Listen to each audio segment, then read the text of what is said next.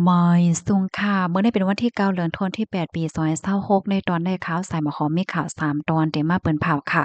ก่อนตั้งเปิ้นได้แต่ก็เฮาค่ะมาถ่อมด้วยข่าวโหในฮ้อนน้ำหลวงพัดเอาหลวนจ่ายแขก่อหนึ่งหาหลายกว่ามื้อวันที่8เดือนธันวาคมที่8ปี2026ในมีข่าวเงาออกมาว่ามีคนมุ่งขอคืนหนึ่งมีผู้ใหญ่2เกาะหลวน2เกาะ เจอเขาได้ลุกมาตีต่างปื้นตีเสียกออ่อนกันมาโดยขวานนำตีผายตีหนึ่งอันไม่ว่าอยู่ดีเว้งสือถังเว้งเหวียนหลิงไหนอ้อม่งหอขึ้นอันในคะไล่เข้ากว่าในปืนตีผายตีอันเปิ้นแห่ไหวอำปันก้นเขาเฮ็ดจังเนี่ยนะเขายำสืบมาในขวานนำในกอไล่พัดเอาหลวนจ่ายอายุเก่าขบใน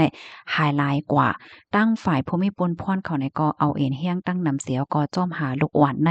ต่อถึงมือคำว่ากลางขึ้นลึกในอำไปหันมีข่าวเงาคืบหน้าออกมาค่ะนะว่าจองปาหันหลวนใจายก้อนใน5เฮ็ดจังไหนค่ะอ้อม อยู่ที่ห้องการฝ่ายฟิ้งฟ้าราศีเมืองแขเนี่ยก็คาล่ำว่าล่มเลี่ยงหลงไต้ฝุ่นดอนฝินใน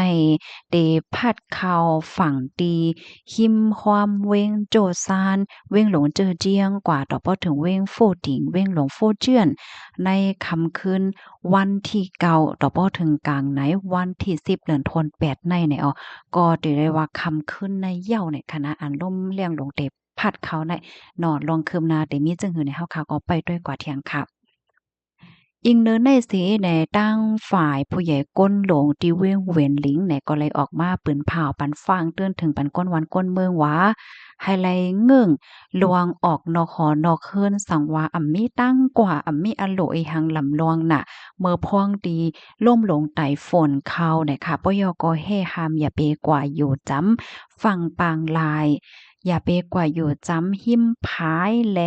อย่าไปกว่าอยู่จำจ้วมแม้นำว่าสังว่าเจิ้นในเนี่ยค่ะเลอเซนั่นค่ะแห่หามอย่าไปกว่าตุ้ยขอนนำกว่าไถแค่พางถ่ายคลิปวิดีโออะสังว่าจังไหนมันจังเป็นเพเนี่ยเนาะเปิดตาแห่กลางหนังหือเต็มเป็นเพและหนังหือกุก็ได้รอดเพนั่นเนาะกำนันแลอย่าไปกว่าคิมความเปิ้นตีอันจังเป็นเพเนี่ยเปิ้นผาปันฟังไว้จึงหนังไหนข้อมูลตอนในคาลิเปมาที่ห้องการข่าวว่าฟอรัมต่างไว้นะคะอ๋อ เฮาขาไปด้วยลวงคืบหน้าค่ะเนาะมื้อเหลียวเนี่ยก็ได้เลยว่าเป็นล่มเลี่ยงหลงลูกหมายที่13ในค่ะนะแต่เขาเมืองเขเที่ยงค่ำคืนในเฮ็ดให้ค่ะว่าแน่พี่น้องค่ะหันถึงจังหือเกี่ยวกับเลยลวงในลวงอันป่อแม่อ่อนเอาลูกล่างกวาดด้วยขอนนำจังไหนได้หันถึงว่ามันกึ่งหลีเปียนอยู่ค่ะปันตั้งหันถึงมาลัยเนี่ยค่ะอ้อค่ะลูกดีข่าวเงาโหนในสิแลกำในเฮาค่ะมาถ่อมด้วยข่าวเงาแทงตอนหนึ่งค่ะ มื้อวันตั้งเฮาคาได้ยินว่ามีคนแล่นล่ำจอมกาเนี่ยค่ะเนาะอันได้ซ้ำแล่นล่ำจอมฮือหมินได้ว่าลองได้เป็นกว่าที่กว้างเฮอหมิน International Celebrity War เวิ่งหลงมอสโกเมืองราชาเนี่ยมื้อวันที่8มื้อวานเนี่ยค่ะมีข่าวงามออกมาว่าไลเกิดขึ้นเปิงเป็นหลวงสุกยุงโอนเก้าตีกว้างเฮอหมิน Celebrity War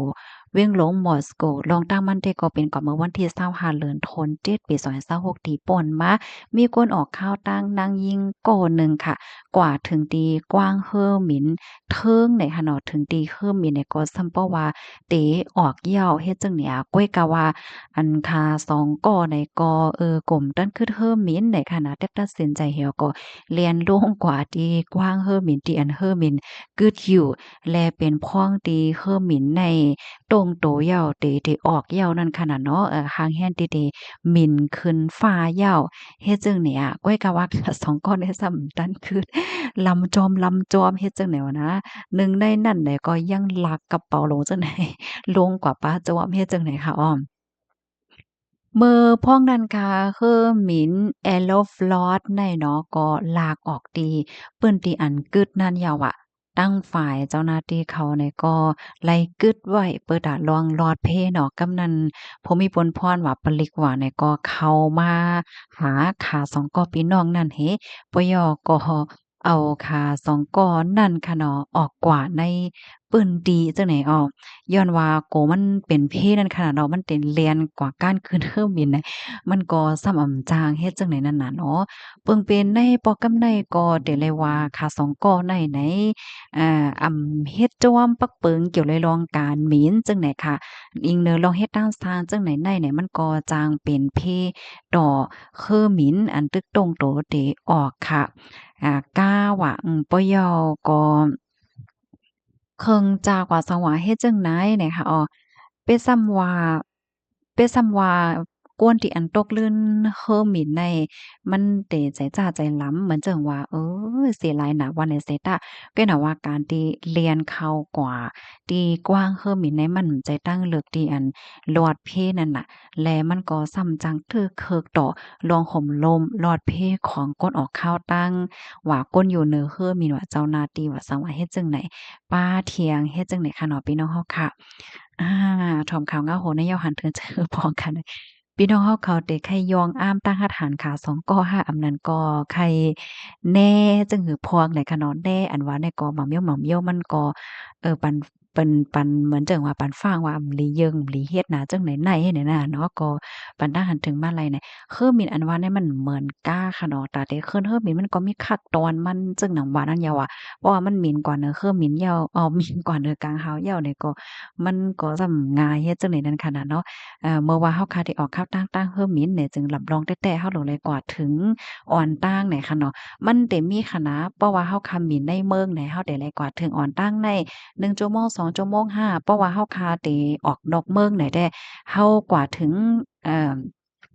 อีน่ะก็อ่อนหน้านั้น3ชั่วโมงเฮ็ดจั่งแหนอะเนาะ พี่น้องเฮาเขาหันถึงจึงหือพวงเกี่ยวกับเรื่องในเนี่ยค่ะเนาะก็เพิ่มเติมข้อมูลมาหลายเหมือนจังหนังข่าวแต่จ้อมหนังโตทบอันแค่ๆนี้ได้เพราะว่าได้มินนอกเมืองเนี่ยได้เฮาได้กว่าเพียวอ่อนตั้ง3ชั่วโมงให้แนวมันหั้นลอดเพศเหลือเสเปิ้นเนาะเฮากับเพียวอ่อนตั้งในเคียนเหลือสิกว่าเพียวตกลื่นในหั้นน่ะเพราะว่าเฮาคาได้มินนอกเมืองในซ้ำแฮ้งแล้วเฮาได้ไลกว่าถึงอ่อนตั้งเฮิงเนี่ยก็เพราะว่ามันได้ไลผ่าน ลาวากาจั่งไหนป้าเฮ็ดให้นั้นค่ะน่ะเนาะมันมีคักตอนมันหลายลวงเฮ็ดจั่งใดเนี่ยค่ะออค่ะลูกดีข้าวเหงาโหในเสแลกำไดเฮาเนี่ยก็มาถ่อมด้วยข้าวเหงาเที่ยงตอนหนึ่งค่ะอันนี้ซ้ำเป็นเพลอยไฟอืม มื้อเหลียวในเพศสภาวะเนาะหลายที่หลายตั้งลอยไฟเอตเอตนาเนี่ยว่าจื่อมันหนามีไว้อยู่ที่กรุงซิซิลีตั้งปอตอนใต้ของเมืองอิตาลีค่ะอันนี้ก็พ่องแตกอยู่คือๆย้ายๆเนี่ยค่ะเอาเมื่อวันที่7เดือนธันวาคมปี2026นั่นค่ะเบิ่งเป็นได้ปอกำไดไหนมันก็เฮ็ดให้เติกเคิกต่อกวางเฮอหมินคาดาเนียเนี่ยก็ไลปิกโจข้าวค่ะย้อนก็เปื้อว่าเผาเทา ลอยไฟในไหนมันแรงเฮ็ดให้นั่นน่ะเนาะเปิ้นน่ะลองห่มร่มเฮไหนเปิ้นก็สั่งเป็กโจ๊กข้าวมื้อพ้องติมันพ้องแต่ออกมานั่นเฮ็ดจั่งใดตั้งฝ่ายลงโปงจึงก็ปักตาไปด้วยอยู่หนังจำๆค่ะเนาะเปิดตาให้มีก้นและรับรองตั้งเจ็บและตึกคึกว่าจั่งใดเนี่ยข้อมูลตอนแรกค่ะเฮาเลยเปิงอิงออกมาที่ห้องการข่าว World Forum ต่างไว้ค่ะ เป็นข่าวเหงาที่เมืองอิตาลีว่าจั่งใดค่ะตั้งคนยุโรปเนี่ยค่ะเนาะอ๋อค่ะยินจมพี่น้องค่ะกูก็ที่รับถอมปันแห้งค่ะย้อนให้อยู่ในกินหวานในรสเพศกันค่ะอ้อมอยสุงค่ะ